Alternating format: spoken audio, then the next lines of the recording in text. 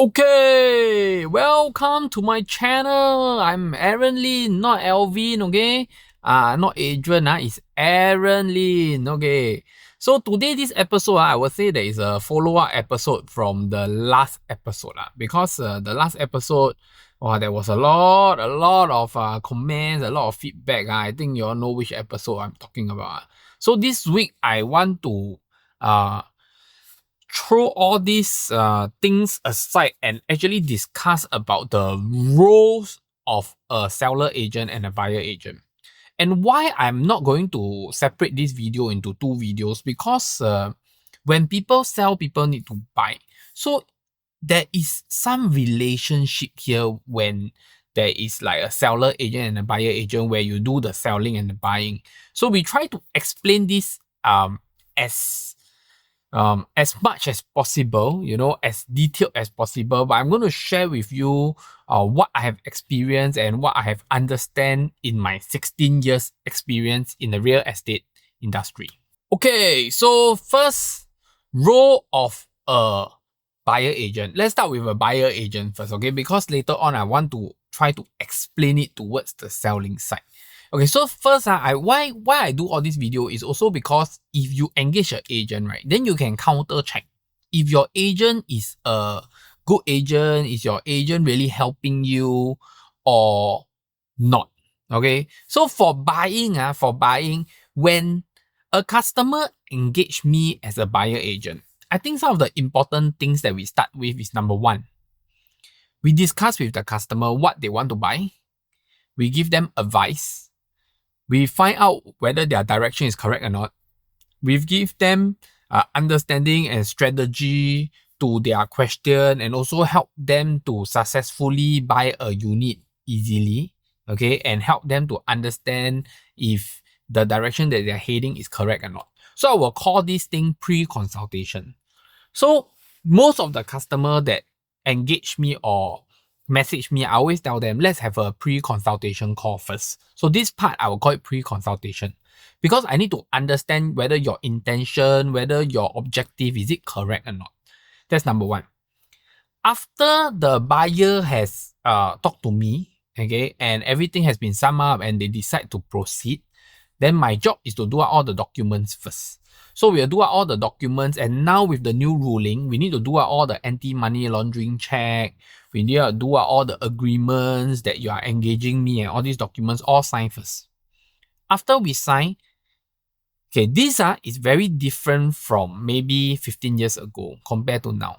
15 years ago, right, when I first joined the industry, the industry, at that time, there's no CA yet. So 15 years ago, when buyer contact us, we will find houses for buyers. Because at that time, they don't have Property Guru. At that time, don't have online search engine one. Everything is by newspaper. Every seller that sell their house have to go newspaper and post an advert.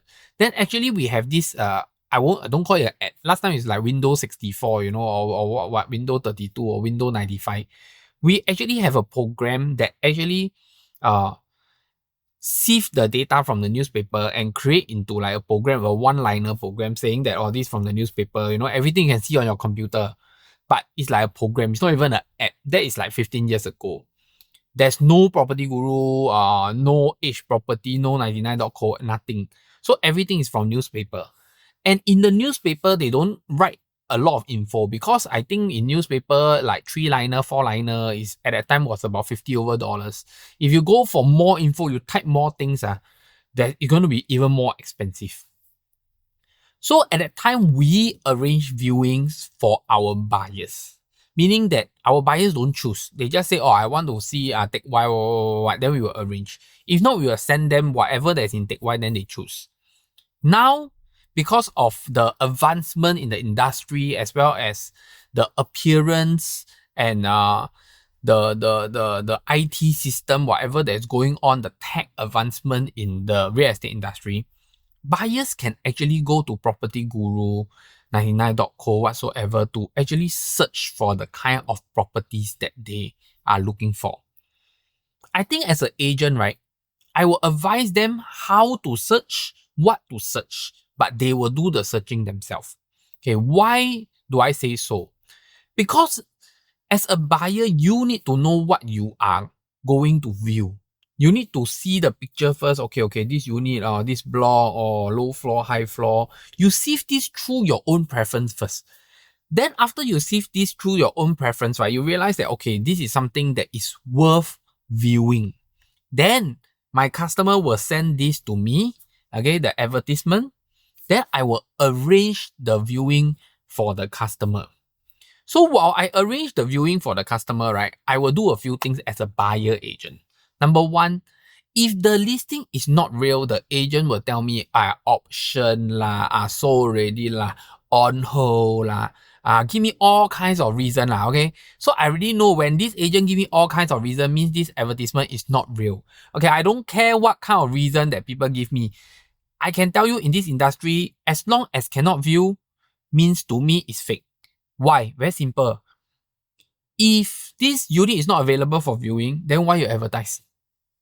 What is your agenda over advertising this unit that is already sold, that is under negotiation or under or already on hold? Like, what is your motive? Or people tell me, or need to get the buyer details, message them later lah. Or so I forget to take down lah.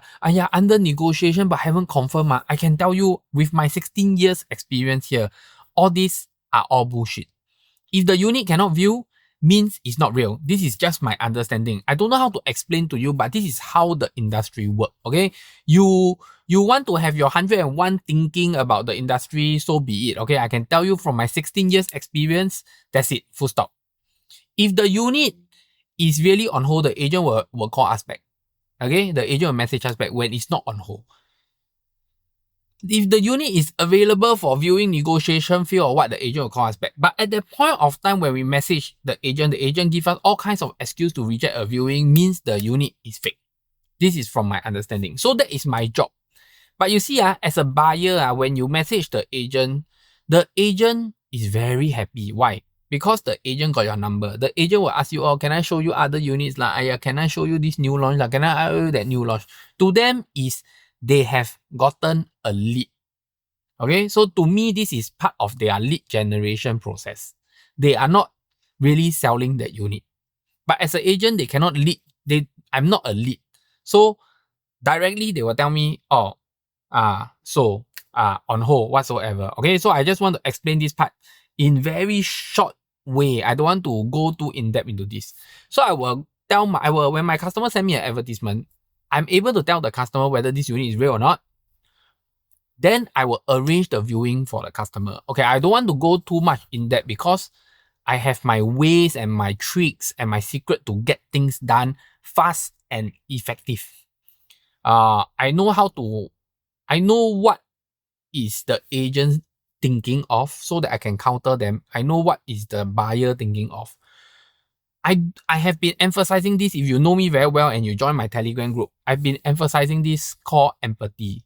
To me, why I emphasize a lot, because 16 years in this industry and looking at the world, I'm not saying that I'm amazing, but I feel that as long as there's empathy and you empathize what people is doing and you care about others more, you put yourself in their position more to look at things, whether is it a buyer, seller, or corporate agent, then you can make the industry, or you can make your job an easier job, or you can make the industry a better place. So for me, I work along this line. I want things to be effective, efficient, happy, and successful. So once I arrange the viewing for the buyer, first of all, I have to emphasize when you engage me, I only serve customer that engage me on an exclusive basis, meaning that they engage me as a buyer agent to help them with their buying. They don't engage another agent. They only engage me. So once they engage me, it's like a trust. When there's a trust, my job is to help them with the purchase. You listen to this carefully. My job as a buyer agent is to help them with the purchase. My job is not to sell them. Okay? So later on, I will tell you the next part. Why am I emphasizing this? Because when I arrange the viewing, right, my buyer goes to the viewing themselves. Okay, so wait. My buyer go to the viewing themselves first. I don't go for the viewing. Why? Because to me, it's very simple.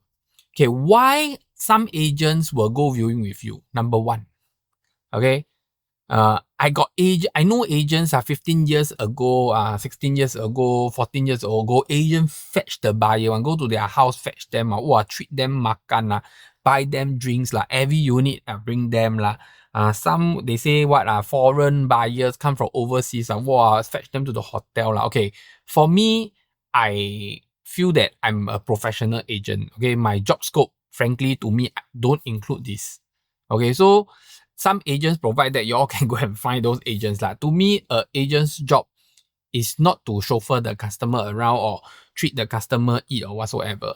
Then also, another kind of agent is because they and the buyer are not exclusive, meaning that they don't have a contract. Means this buyer is maybe fish from the other advertisement. Like they post an advertisement, then the buyer call them, they say, oh, this unit, so can I show you another unit? Then they unknowingly become the buyer agent. So they don't have a contract with the buyer that the buyer is engaging them. So when an agent doesn't have a contract with, they are not exclusively engaged by the buyers, they scared that other agents will steal their customer. So when an agent scared other agents will steal their customer, what do? They follow the customer every single step because they scared other agents will steal their customer.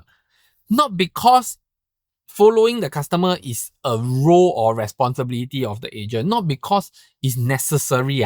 It's because they scared another agent will steal their customer. If you watch my last episode, remember I had a buyer that went for viewing and then the other agent give his name card to my buyer? You see, these are things that happen in the industry, okay? So to me, my buyer has engaged me on an exclusive basis. We are in contract. So my buyer knows that he's only engaging me. He's not interested to deal with other agents. That is why my buyer told me, hey, this agent give me his name card. So this is the trust that I have between my customer and me. We have this mutual trust. Okay, later I'm going to explain to you further on this. So when my customer goes for their first viewing, to me, a first viewing is called a see, look, feel viewing.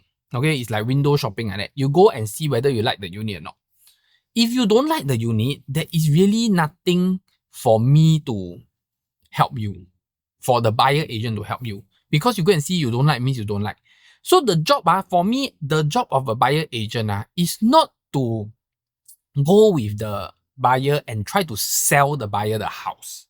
My job is never about selling the house to the buyer because I am the buyer agent. I represent the buyer. I'm there to help my buyer find the right house, not sell the right house to my buyer. Okay? I want to explain it carefully. So I don't ask my buyer things like, oh, how you like the unit? No, do you want to offer? How this unit not bad? Why don't you buy? You see this unit is okay ma, buy lah. Why don't you buy? Okay, this is a big no-no to me because I, as an agent, recognize that I am a buyer agent. My job is to help my buyer. My job is not to sell the unit to my buyer. Okay, selling the unit to my buyer is the seller's agent's job. So wait, do I still go for viewing with my buyer? My answer is yes, only on the second viewing on request. So some of my buyers, they like a unit. Then they have some thoughts about the unit. They want to see this unit, like that. Aaron, what do you think about this unit? I quite like this unit, but I got this question, that question, That's where I go down with my buyer for the second viewing to take a look at the unit and help them with their question. I can only tell you that with my experience, a lot of times, I don't need to go down to the unit. I'm able to answer about 80% of the question from my buyers. Of course, some of the questions that I recognize from my buyer is like the facing the renovation what they want to do So I always tell my buyer, if you're not sure, let me go with you on a second viewing. Throw me your questions. I will answer it for you. Because once I see the thing, I can give you the direct answer straight away to help you with your decision making. Let's say my buyer see the unit already and they like. then they want to offer. My job is to find out what is the price to close, and that's where the negotiation process come. My job is to get them the best price, protect them on the legal side, and make sure they understand what they are getting themselves into. So as a buyer agent, I don't sell the unit to my buyers. I need to emphasize that. Then once everything done, of course, I do the documents and all these things. Then documents done. Once the document is given to HDB or given to the lawyers, that's where the agent's job actually ends. Okay, technically it doesn't end, but physically it ends. Means that when it gives to the lawyer is supposed to do the legal documents, my buyer is supposed to go and meet the lawyers and all these things. The agent's presence is not needed anymore because that part of the job is done by the lawyer at the law firm. So my buyer is supposed to meet the lawyer. For HDB, once I submit the case to HDB, the buyer actually had used their SingPass to go into the portal to fill up the stuff. Then they are supposed to go and meet HDB officer, make payment and take the keys. That process also doesn't require the agent to be there. Okay, so some agents will want to be there at the HDB final completion appointment. So if you go to HDB Hub, you will see, why some buyers got agent, why some sellers got agent. Okay, I want to explain this properly. Some people, they are there to collect their agent fee. Okay, for me, I always believe in a mutual respect and mutual understanding. I feel that most importantly is me as an agent, I must do my job. I must make sure that I deliver the kind of standard that I have promised my customer. So when I do something like that, right, I am not afraid that my seller or my buyers or my customers don't pay me. So agents are there, right, just to collect agent fee. But to be frank, now the technology, the customer just need to scan the QR code and then pay now and pay my company. Nowadays, who got check? Who use check and open you a check and pay you commission? They don't really, ma. So this process last time, 10, 15 years ago, right? Agent go to HDB Hub, go to law firm during completion with their buyers. Why? Because they want to collect their agent fee. 10 years, 15 years ago, we collect our agent fee through a checkbook. Okay? To be frank, now out of 10 cases, maybe I only see one case that use checkbook. A lot of people don't use checkbook anymore. They use pay now. So even payments for agent fee, payments for option fee, payments for exercising is all pay now. I really, frankly speaking, I hardly see a checkbook. And for me personally, I have also cancelled my checkbook already. So even if you make payment at the law firm or at HDB office, you can use cashier order. So people don't use checkbook anymore. So that is the part of a buyer agent. Okay. The part of a seller agent, how long already did I use? Okay, 18 minutes plus already. Okay, anyway, I'm going to put a timestamp. I want to complete this video in one video because I think it's necessary. So as a seller agent, firstly, I think the most important part, is first of all, we normally have a pre-consultation call. Again, we have a pre-consultation call. Why? Because a lot of times when I talk to sellers, right, sellers call me, they want to sell their house and whatsoever. I feel that the most important part is not about selling the house. The most important part is why you want to sell your house. So most of the people, they sell their house for what? To buy another house, correct? So my job is always when seller call me, they want to sell their house, I ask them why you want to sell a house. And if they say they want to sell to buy, then I will listen, okay, you sell, you want to buy what? Okay, sometimes it's not reasonable. So I have an auntie that day from Toa Payoh, I think it was Ang Mo Kio that called me, says that, she wants to sell her 3-room flat because it's very old. Then I say, what you want to buy? She says she want to buy a 3-room flat that is younger. Then she says she still got extra 50, 60,000 in her bank account or something. Then I say, auntie, you sell 400k to buy, let's say, 400k flat. Then you have to pay stamp duty, you have to pay agent fee, you have to pay renovation. And then you from Ang Mo Kio move to Marsiling or Woodlands because the houses there is cheaper and you cannot afford something higher.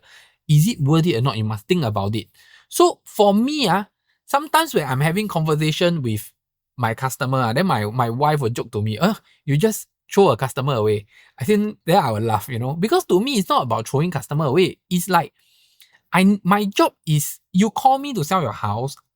I feel this is a little bit of like, I don't know, I know some people don't believe in karma, but I feel that this is a little bit of ethics. 不要害人啊.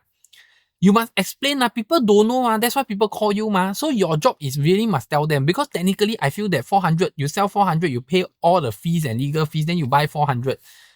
For a younger house further away, then you have to pay all the agent fee, you have to pay the stamp duty, all the miscellaneous fee. Is it worth changing or not? I told the auntie, it's not that I'm not the one that should say worth or not worth. Okay, my job is, I want to help you understand like this, is it worth it or not? You yourself make the decision. My job, I always tell my agents, my job is never to make decisions for the client. My job is just to advise them. They make the final decision. So I feel that the pre-consultation is very important. And a lot of times, this is only first part of the pre-consultation. If the customer say, oh yeah, I want to change it, the second part of the pre-consultation is, can they afford it or not?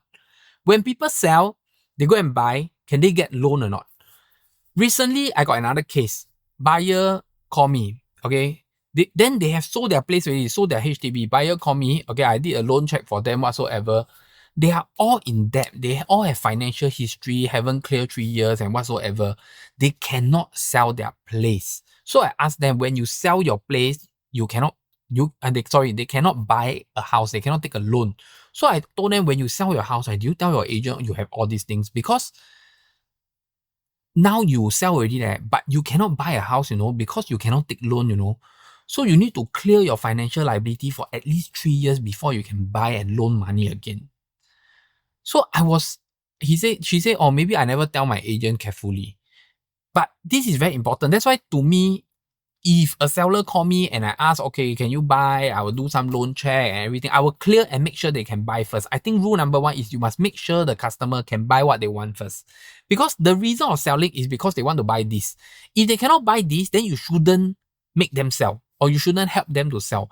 Because if you cannot buy this, then you should tell them you cannot buy this. Do you still want to sell? If they say yes, okay, then proceed. But a lot of times, you see, people just care about, oh, I sell already, right? Then I earn the agent fee, then that's it, full stop. I don't need to care where the customer go. I feel that ethically, this is wrong. So to me, in the pre-consultation, 2 things very important. 1 is to understand why the customer want to sell. If they want to buy, is it worth it or not? Must advise them, tell them like that, you think it's okay, you must question them, ask them, help them to think, because I can think faster than them because of experience. The next one is do the calculation. Can they afford what they want to buy after they sell? So first stage clear already, as usual, do all the documents, do all the anti-money laundering check, then we put up the advertisement. Okay, this is an important part for a seller agent. As a seller agent, you need to give the correct expectation to your sellers. One biggest problem that I meet in the real estate industry is agents quoting the wrong price to their seller, because they scared if they quote the market price, the seller will not give them the deal. So they quote very high. Then when they quote very high, they cannot sell, they start to go and negotiate with their sellers. And I personally hate it. Okay, why? I always tell my seller, when you engage me, it's because you trust me in the selling. I am with you on the same side. My job is to help you negotiate a good price with the buyer, not negotiate you for you to drop price. I am your agent. I'm supposed to help you, not to negotiate you. I'm not there to help the buyer.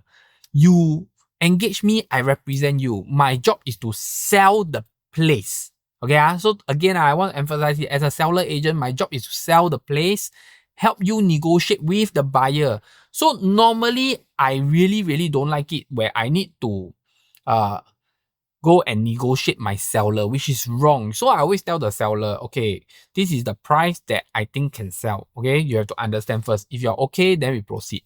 I always tell my seller this. I don't want to quote you a high price, but you want to start high, we can try to start high. If it's within the range, I think got chance, I will still take. But I will still tell you what is the price range that I think can close. If the seller want a very high price, I will not take the advertisement. Okay, I will not take the listing. Why? Because I don't want to end up negotiating my seller because I am on the same boat as my seller. This is the job of a seller agent. Okay. So I think this is very important because I see too many cases where people quote very high price to the seller, trying to tempt the seller from giving them the deal. Then after they get the deal, they cannot sell. They start to tell seller, "Ayya, your price too high lah. Ayya, you need to drop your price lah." Wow, they start to negotiate the seller rather than help the seller negotiate with the buyer. Then to me it's like, are you the buyer agent or are you the seller agent? So this part to me is very important. Set the right expectation, do the right market research, give the right price to the seller. Then next, the marketing. Marketing is very important. A good agent will do the correct marketing. A good agent can actually advertise correctly, do the best advertisement for the unit so that the unit can sell successfully. Okay, so a good agent has to be able to come up with the right strategy, not just okay, just put the advertisement take some photos. I tell you, I see some photos, why the photo yellow one, some photo dark one, some photo very ugly, some photo don't even know what part of the house they are taking. Then the price, what price are you advertising? You know, your advertisement, the price, will you get the price that the seller want or not? Or are you advertising just for the sake of yourself as an agent? I think these are things that is very important. So I don't want to go so much into it. So next, the seller agent's job is to sell the house. That is why just now I keep emphasizing the buyer's agent job is not to sell the house. The buyer agent's job is to help the buyer. It's not to try to faster close the buyer. That's not the buyer's agent's job. So I want to emphasize it because I feel that there's this very wrong mindset in the industry with some of the agents. So the seller agent's job is to sell the house. So when you sell the house, right, you put the advertisement, take the cost. I feel that I don't understand guys. You engage a seller agent and then the seller agent don't come and sell your house. Means the buyer come to your house, the seller agent no need to be there one. No need to be there. Then how are they selling the house for you? I don't understand this part. So I feel that the role of the seller agent is the seller agent must go to the house to sell the house. You are there to sell the house.